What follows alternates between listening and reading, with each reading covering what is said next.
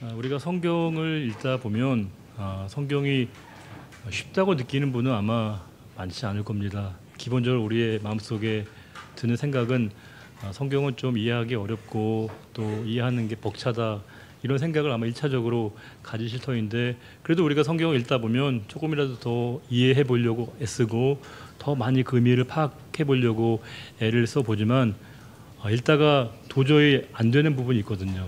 이게 정말 무슨 뜻인지 모르겠고 어떤 의미 있는지 모르는 말씀들을 만나게 되면 우리가 이제 그것을 건너뛰게 되거든요. 유월절을 하게 됩니다.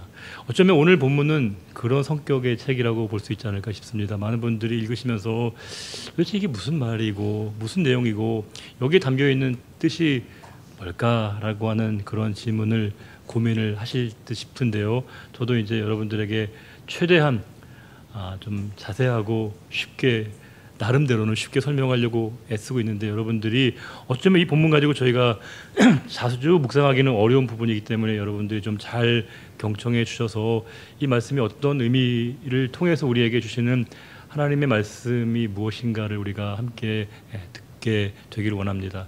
오늘 말씀을 이렇게 시작합니다. 여호와께서 아론과 모세에게 말씀하여 이르셨다라고 되어 있습니다.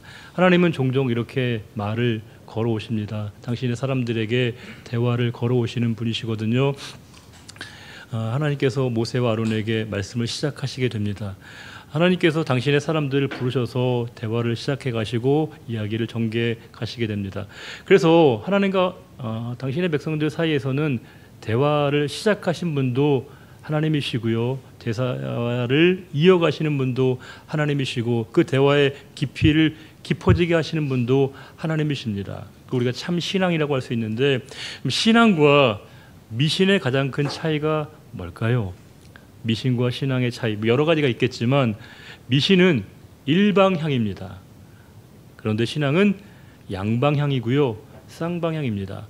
미신은 우리의 갈망, 욕망을 일방적으로 요구하고 있고요, 그 욕망의 거래와 교환이라고 할 수 있습니다. 욕망이라고 하는 그 대상을 거래하면서 교환하는 게 바로 이제 그 미신이거든요. 그러하기에 미신에는 어떤 인격적인 교감이나 소통이 있을 수 없습니다. 그냥 내 욕망을 이제 표현하고 또 그 욕망을 얼마나 성취해주고 이루어질 수 있는가의 그 관계밖에 존재하지 않습니다. 대단히 관계가 일방적입니다. 일방향입니다. 그런데 하나님과 우리와의 참신앙은 양방향입니다. 쌍방향입니다. 하나님은 우리에게 말씀을 걸어오시고요, 또 우리는 우리의 뜻을 하나님께 말씀할 수 있습니다. 성경 보시게 되면 하나님이 모세에게 일방적으로 지시하시고 명령하시고 강요하지 않으십니다. 그에게 대화를 걸어오시고요, 또 그에게 귀를 기울이시고 때로는 하나님의 뜻을 모세를 통해서 거두시는 것처럼 느껴지는 말씀도 있습니다. 이처럼 하나님과 깊은 대화가 이루어지는 것이, 양방향과 쌍방향이라고 하는 것이 신앙의 기본적인 골격이고 구조라고 할 수 있습니다. 그 하나님이 모세와 아론을 부르시고 말씀하실 게 있는 겁니다. 그 내용이 뭐냐면, 너희 레위의 아들 가운데 고핫 자손 있지 않냐, 이렇게 말씀하십니다. 레위라고 하는 사람이 있는데 그에게는 3명의 아들이 있었습니다. 게르손, 고핫, 무라리라고 하는 3명의 아들이 있는데 그 중에 딱 두 번째 중간에 있는 고핫 자손에게, 후손에게 내가 맡길 일이 있어, 이렇게 말씀하십니다. 근데 그 고핫 후손들에게 하나님이 중요한 사명을 부여하실 때 나이를 지정하시거든요. 근데 몇 세 이상이냐면 30세 이상을 말씀하십니다. 지난주에 우리가 봤던 말씀처럼 전쟁에 참여하는 사람은 몇 세이죠? 20세. 근데 여기는 허들이 굉장히 높아졌습니다. 뭘까요? 이 하나님의 성물을 운반하는 그 일에는 훨씬 더 많은 시간과 준비와 훈련의 과정이 필요하다는 뜻입니다. 우리는 종종 이렇게 얘기합니다.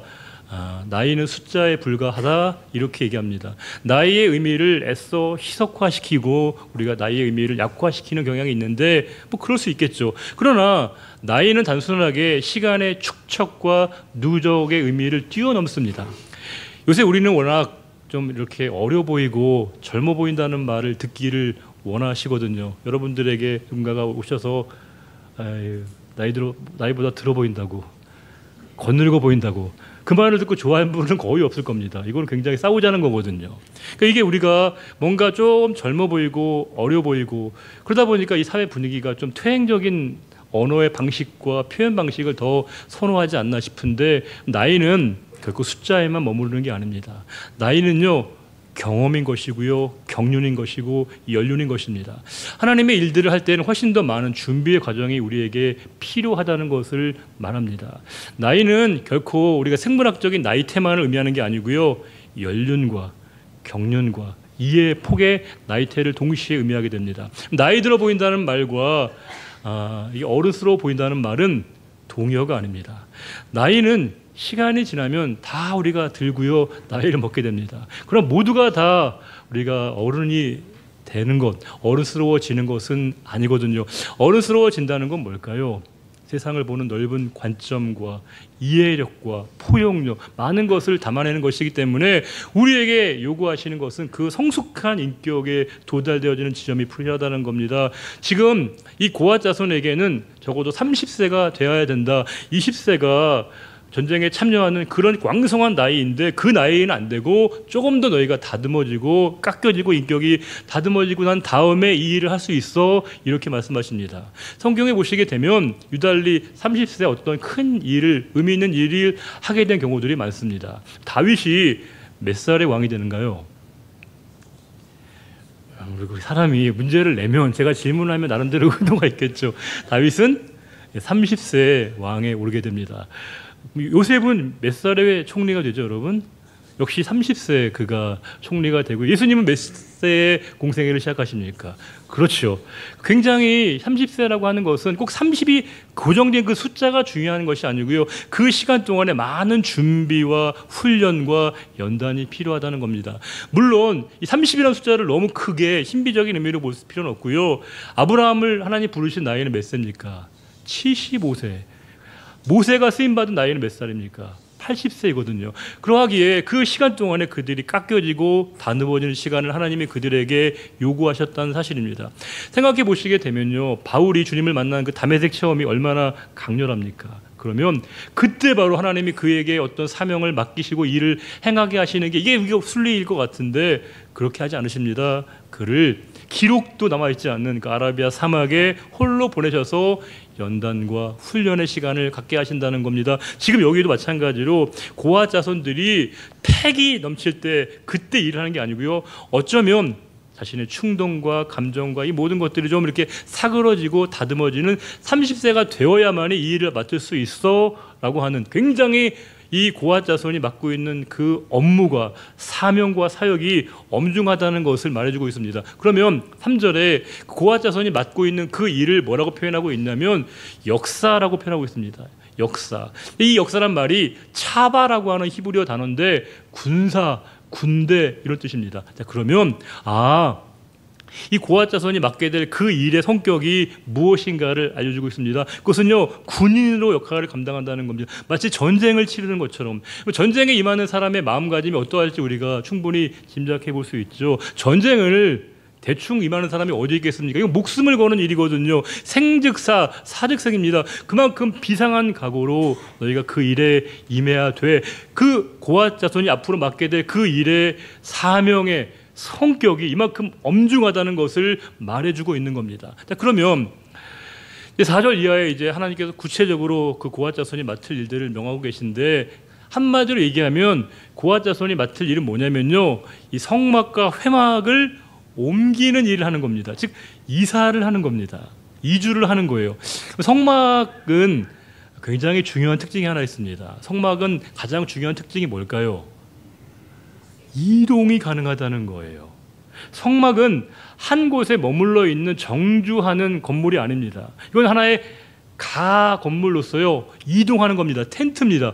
그럼 성막이 뜻하고 있는 가장 중요한 신학적 함의가 뭘까요? 당시에 사람들에게 신은 어떤 지역을 관할하고 통제한다고 생각했습니다. 여기에 가면 이 신이 있고 여기에 가면 이 신, 각자의 신이 나눠져 있습니다. 그런데 성막은 뭐예요? 어디에나 움직여 다닙니다. 뭘 의미하는 겁니까? 하나님은 지역신이 아니라는 겁니다. 하나님은 어떤 지역을 관할하는 분이 아니라 하나님은 어디에나 계시다라고 하는 거예요. 우리가 뭐라고 얘기하죠? 무소부재라고 얘기합니다. 하나님이 아니 계신 곳이 없다. 편재거든요. 당시에 사람들은 어떤 특정한 장소에 가면 그 신에게 의탁해야 한다고 생각했으나 우리 하나님은 어디에나 계신 분이시라고 하는 것을 말씀하고 있고요. 누구에게나 하나님이 주신다는 것을 말해주고 있는 게 바로 이 성막에 담겨져 있는 가장 중요한 의미입니다. 하나님은 특정한 장소, 특정한 시간, 특정한 공간, 특정한 사람에게 매이는 분이 아니시고요. 어디에나 계시는 분, 언제나 계시는 분, 누구에게나 함께 하시는 하나님이시라고 하는 것을 말해주고 있는 게 바로 이 성막인 것이고, 성막의 가장 중요한 특징이 뭐라고요? 이동 가능하다는 겁니다. 하나님이 어디에나 계신 분이시라고 하는 것을 말해주는 게 바로 이 성막의 가장 중요한 뜻인데, 이 뒤에 보면 이제 이 성막을 옮기는 절차와 과정들을 명하십니다. 아까 여러분이 보셨던 되게 어려워 보이는 말씀이 바로 이겁니다. 성막을 옮기려면 이게 성막이 하나의 텐트이거든요. 자, 그러면 그 이전에 성막의 구조를 보게 되면 텐트도 있지만 성막에는 그 울타리가 있고 뜰이 있고 그 다음에 이제 성막이 있는 거거든요. 아시죠? 뜰이 있고 성막이 있는 게 바로 성막의 구조 아니겠습니까? 그럼 유사일에 처음 듣는 얘기신가요? 어때요? 이게 여러분 알고 계신 구조지 않습니까? 성막이 뜰이 있고 이게 지어져 있는 구조물로서 성막이 존재하게 되는데 그 뜰에는 뭐가 있는 거예요? 번제단과 물두멍이 있고 성소에 여러 가지 성구가 있고 그 안에 뭐가 있습니까? 최고의 안에 뭐가 있어요? 지성소가 있습니다. 지성소에 뭐가 있어요? 언약궤, 증거궤, 법궤 같은 말인데 그게 있다는 겁니다. 그게 뭔데요? 하나님의 임재, 상제. 자, 그러면 이제 이사를 해야 되는 거예요. 이동을 해야 되는 거예요. 근데 그 모든 성물을 만질 수 있고 볼 수 있고 수거할 수 있고 정리할 수 있는 거 누구만 가능한 거예요? 제사장만이. 그 제사장들이 이제 그 일을 감당하는데 그 성물을 수집하면서 이동하기 위해서 포장을 하거든요. 근데 이 포장의 방식이 4가지 카테고리로 나눠져 있습니다. 자, 그러면 상식적으로 생각해 보게 되면 가장 중요한 게 뭐라고요? 언약궤, 증거궤. 이거 어떻게 할까요? 어떻게 포장할까요? 이 성소와 지성소를 가리는 게 뭡니까? 휘장이거든요. 이 커튼을 가지고 그걸 가지고 먼저 1차적으로 증거궤를 싸라고 말씀하십니다. 그리고 난 다음에 해달의 가죽 덮개로 2차 포장을 하고 마지막에 순청색 보자기로 3차 포장을 하라는 거예요. 즉 쉽게 얘기하면 증거궤는 3차에 걸쳐서 단단하게 봉인해서 포장하라 이렇게 말씀해 주고 있고요. 두 번째 카테고리는 뭐냐? 이게 이제 그 진설병을 놓는 그 단인데 진설병에 놓는 단은 청색 보자기로 먼저 싸고 그 다음에 홍색 보자기로 2차 포장을 하고 해달의 가죽 덮개로 3차 포장을 하는 겁니다. 이해되셨죠? 이 2가지만 3차에 걸쳐 포장하게 만들고요. 나머지 성물들, 즉 성소에 있는 것들은 청색 보자기에다 싸고 나머지 해달의 가죽으로 2차 포장을 하게 합니다. 그리고 마지막에 이 성소와 지성소 밖에 있는 그 뜰에 있는 번제단에 있는 것들은 수집해가지고 자색 보자기로 포장을 하게 하고 거기에 또 뭐예요? 해달의 가죽 덮개를 하고 이렇게 궤를 하겠다는 겁니다. 여러분 이해가 안 되시죠? 네, 이게 쉽게 되는 건 아니고 이렇게 4개의 카테고리로 나눴다는 겁니다. 그럼 중요한 게 뭐냐? 이 4가지로 포장을 했습니다. 그리고 그것을 이제 궤를 연결해 가서 이제 그 궤에다가 메고 옮겨야 되는데 그걸 누가 하는 거예요? 그걸 고앗 자손이 하라는 겁니다. 자, 그러면 앞에서 부르시고 세우신 건 누구에게 부르신 거예요? 30세 이상이라고 하는 그 귀한 역사를 맡기신 게 하나님이신데 고앗 자손에게 그 일을 맡기셨으면 이 쭉 기본적인 내용들은 다 고앗 자손에 해야 될 일들을 말하실 것 같지만 실은 그렇지 않습니다. 대부분의 일들은 누가 합니까? 포장은 다 누가 하는 거예요? 누가 보고 누가 포장하는 거예요? 제사장이 합니다. 그러면 고앗 자손은 뭐 하고 있는 거예요? 보지도 못해요. 가만히 있습니다. 다 끝나고 난 다음에 그 궤를 연결해가지고 어깨에 짊어지고 옮기는 것, 이사하는 것, 그걸 누가 하는 거예요? 그게 고앗 자손이 하는 거예요. 자, 그러면 여러분과 제가 고앗 자손으로 우리가 감정을 이입해보서 생각해 보게 되면 우리가 어떤 마음이 들까요? 좋은 건 지네가 다 하고 우리는 무겁고 힘든 것만 매야 돼? 이런 마음이 혹시 안 들까요?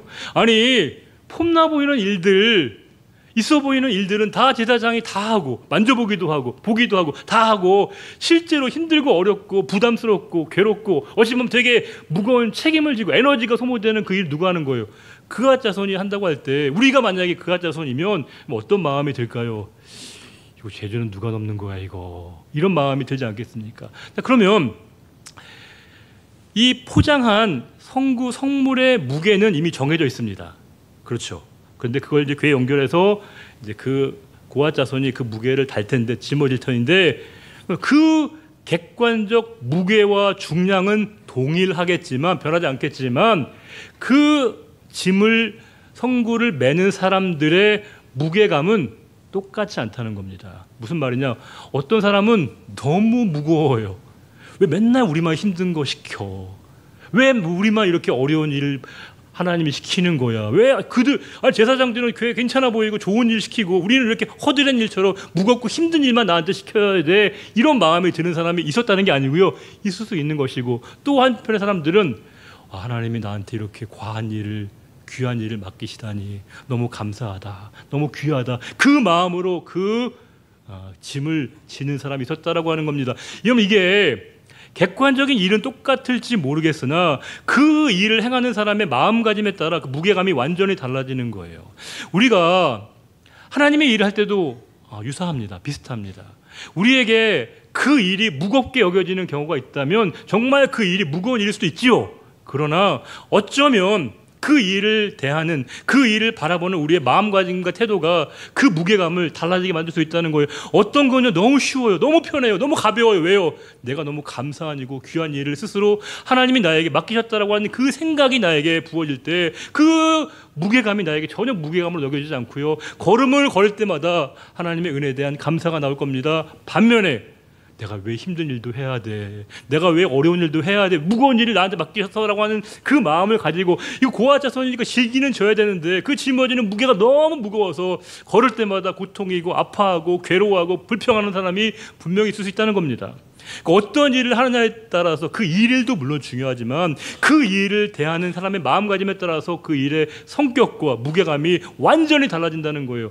물론 우리는 인간적으로 제사장의 일이 더 중요하고 고앗 자손의 일이 더 중요하지 않다고 생각하지만 하나님의 일에는요, 경중이 없습니다.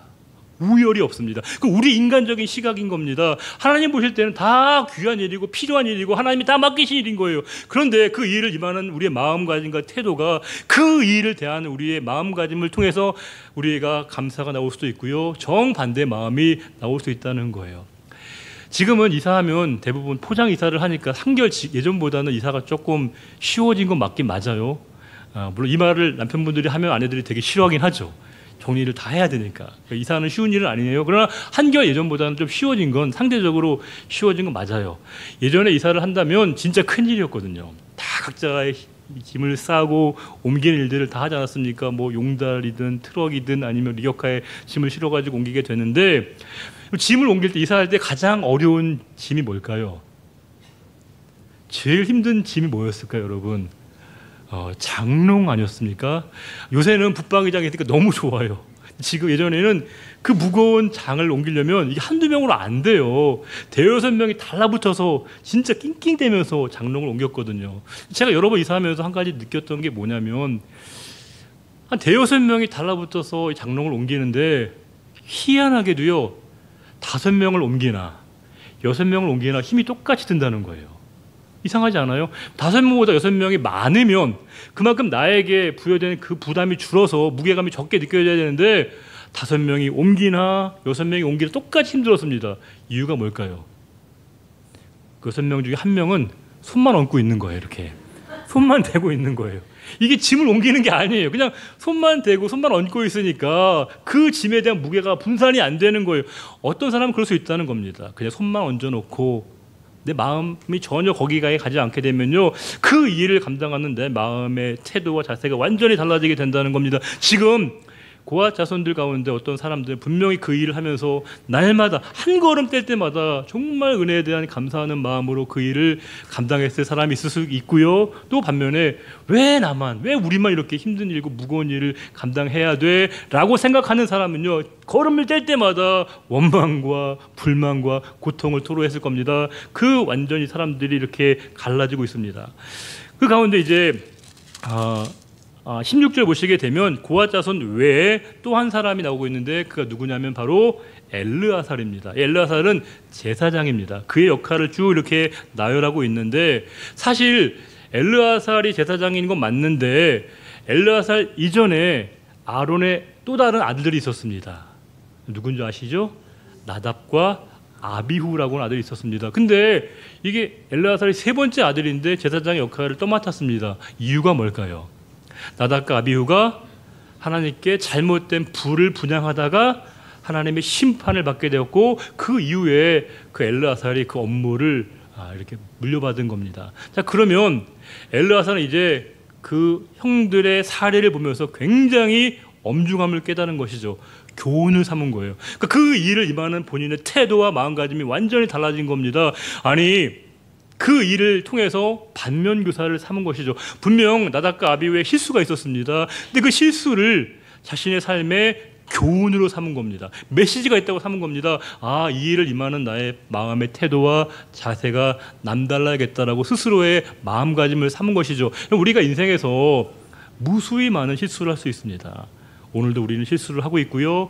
또 앞으로도 무수히 많은 실수를 할 겁니다. 그런데 실수가 그냥 실수로 끝나버리는 분들에게는 그 실수는 반복될 겁니다. 근데 그 실수를 통해서 교훈을 얻게 되고 메시지를 얻게 되고 그것이 나를 성장시키는 기회로 삼게 될 때 그것은 우리의 삶의 실력이 된다는 겁니다. 원리로 보게 되면 실수를 실기하지 않으면 우리의 삶의 실력이 쌓일 수 있는 계기가 된다는 거예요. 엘르아살이 딱 그랬습니다. 좋은 기회로 삼은 것이죠. 형들의 실수라고 하는 아주 안 좋은 일을 겪었지만 그 일이 자신의 삶의 타산지석으로 삼아서 자신의 삶에서 이제 내가 그 일을 임하는 내 마음의 태도와 자세를 어찌해야 될지를 그가 삶의 좌표로 삼게 된 겁니다. 자, 그러면 나답과 아비후는 왜 그런 엄청난 실수를 한 걸까요?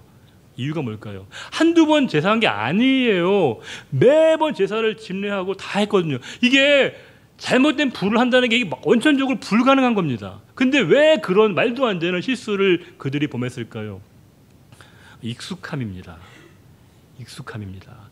우리의 삶에서 결정적인 실수는 굉장히 많은 경우에 익숙함이라고 하는 틈새를 통해서 우리에게 침투한다는 겁니다. 익숙함은 필요한 거예요.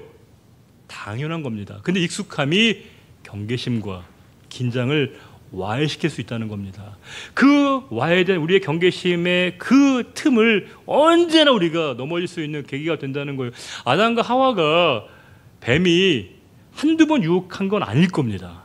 매번 유혹하고 계속 유혹했을 거예요. 그런데 너무 이게 익숙하니까 어느 날 본인의 긴장감의 문턱을 낮춘 겁니다. 그러니까 그 말이, 그 메시지가 본인의 삶에 이렇게 침투하게 된 것이죠.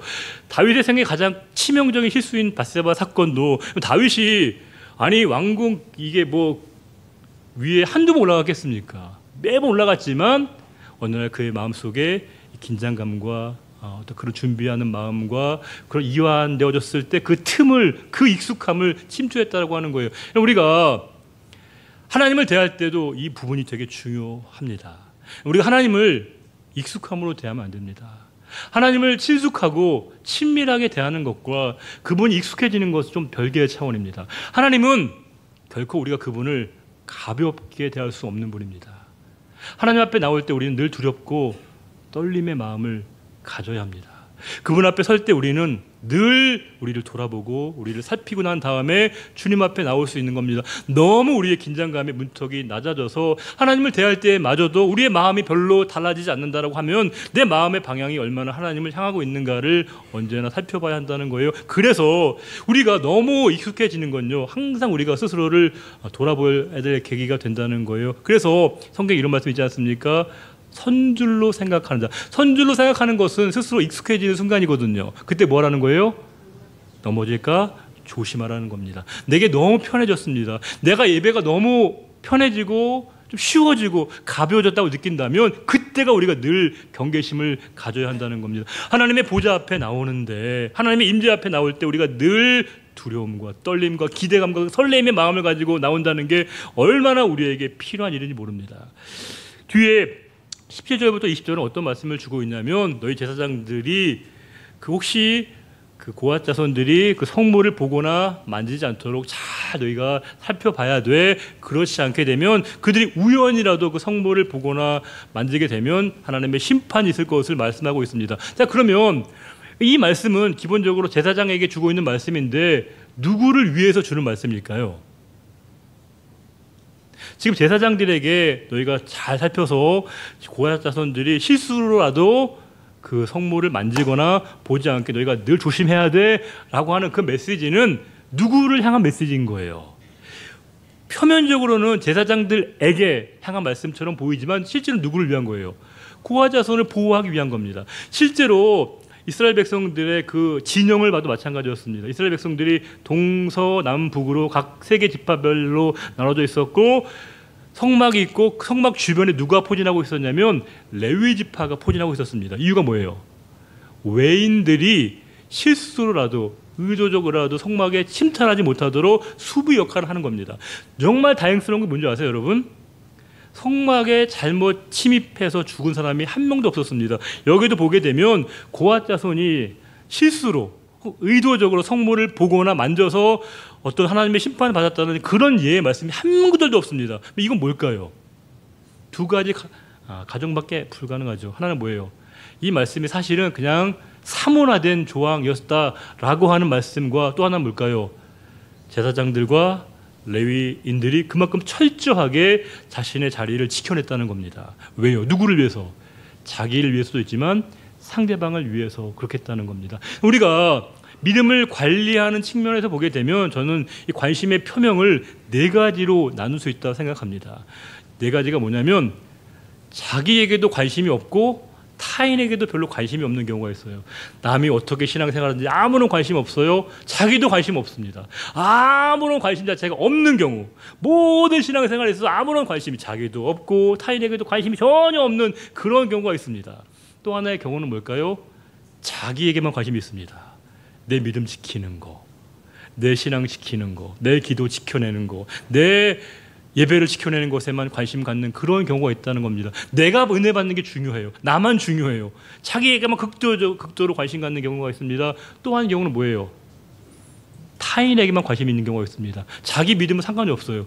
다른 사람이 어떻게 신앙생활하나, 어떻게 살아가나 거기에만 늘 관심이 있고요. 늘 그걸 비판하고 판단하고 정죄하는 기준으로 삼는 타인의 믿음의 삶에만 관심 있는 경우가 있다는 겁니다. 반면에 네 번째 경우는 뭐예요?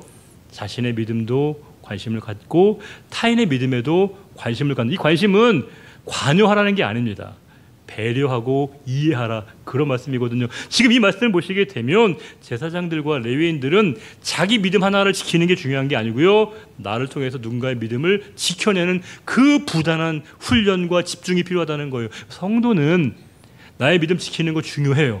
절대적으로 중요합니다. 그러나 나의 믿음만 지키는 게 아니라 상대방의 믿음을 지켜낼 수 있도록 우리가 기꺼이 디딤돌의 역할을 해야 한다는 거예요. 우리가 예배 시간에 우리 예배드리는 자세, 태도는 당연히 하나님 앞에서 우리의 모습입니다. 하나님이 우리의 예배드리는 모습을 보시겠죠. 그러나 우리는 하나님만 의식하는 게 아니고요, 형제와 자매의 시선도, 시각도 우리가 생각해야 됩니다. 나로 말미암아 누군가가 예배를 드릴 때 혹시라도 실족당하지 않게 하도록 늘 깨어 있어야 된다는 겁니다. 나의 기도하는 모습이 누군가의 삶에 실족하지 않도록, 나의 행하는 모습이 누군가의 삶을 넘어지게 하지 않도록 늘 우리가 깨어 있어야 된다는 거예요. 우리 성도의 삶은 나의 믿음을 지켜내는 것도 중요하지만 더 나아가서 서로의 믿음을 지켜내는 이 싸움이 우리에게 필요하다는 것을 이 제사장들과 레위인에게 말씀해 주고 있습니다. 오늘 말씀을 8가지 정도로 한번 핵심적인 메시지를 좀 정리를 해보려고 합니다. 첫 번째는 뭐냐면, 신앙은 쌍방향이고요, 미신은 일방향입니다. 미신에게는 어떤 인격적인 교감이나 소통이 없습니다. 욕망의 거래와 교환입니다. 우리는 하나님과 대화합니다. 가까워집니다. 친밀해집니다. 하나님의 음성을 듣고 또 우리의 바람과 소원을 하나님께 아뢰 수 있습니다. 그러하기 관계가 더 깊어지게 됩니다. 두 번째는 나이는 숫자에 불과하면 안 됩니다. 나이는 우리의 성숙도를 의미해야 되는 것이고, 시간이 지날수록 우리의 삶의 어른다움, 어른스러움이 우리에게도 표현되어야 한다는 사실입니다. 세 번째는 3절의 역사, 이 차바라고 하는 단어가 군대, 군사라고 하는 용어를 쓰고 있다는 것은 고앗 자손의 일들이 영적인 성전, 영적인 전쟁을 의미하는 것을 말해주고 있습니다. 네 번째, 성막과 회막은 제일 중요한 특징이 뭐라고요? 이동 가능하다는 거예요. 이게 뭘까요? 하나님의 무소부재, 어디에나 계신 하나님을 말해주고 있습니다. 다섯 번째, 성물의 무게감은 그것을 매는 사람들의 마음가짐에 따라 좌우되는 거예요. 우리의 일이 너무 무겁잖아요. 너무 힘들다 보면 정말 그 일이 힘든가를 따져보기 전에 그 일을 대하는 내 마음이 어떤가를 먼저 점검해야 됩니다. 예배가 너무 부담스러워요? 예배가 너무 힘들어요? 그럼 예배 그 자체가 갖고 있는 무게감을 생각하기 전에 예배를 임하는 내 마음의 태도가 어떠한 것인가를 생각해 봐야 된다는 겁니다. 봉사가 너무 귀찮아요? 너무 어려워요? 부담스러워요? 그러면 그 봉사의 양을 줄이고 늘리는 것보다 더 중요한 건 그 봉사를 내가 어떤 마음으로 대하는가를 먼저 우리가 생각을 해봐야 한다는 겁니다. 여섯 번째, 실수는 많이 합니다. 실수를 내가 실기하지 않으면 우리의 삶의 실력으로 쌓이게 된다는 것을 알 수 있습니다. 일곱 번째, 믿음을 관리하는 그 측면, 믿음의 어떤 마음, 관심에도 네 가지 방식이 있는데, 자신과 타인 모두에게 아무런 관심이 없는 경우 있습니다. 자기에게만 관심이 있는 경우가 있습니다. 타인에게만 관심이 있는 경우가 있습니다. 자신과 타인 모두에게 관심이 있는 경우 네 가지가 있습니다. 여러분은 어느 쪽이신지 모르겠습니다. 마지막 여덟 번째로, 내 삶의 결정적인 실수는 익숙함이라고 하는 그 틈새를 타고 우리에게 침투한다는 겁니다.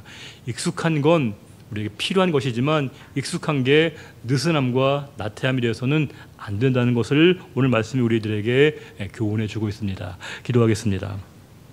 하나님 아버지, 고앗 자손에게 명하신 그 일, 상대적으로 사람들은 제사장의 일들이 더 중요하고 고앗 자손의 일들은 덜 중요하다고 생각하는 경향이 있습니다.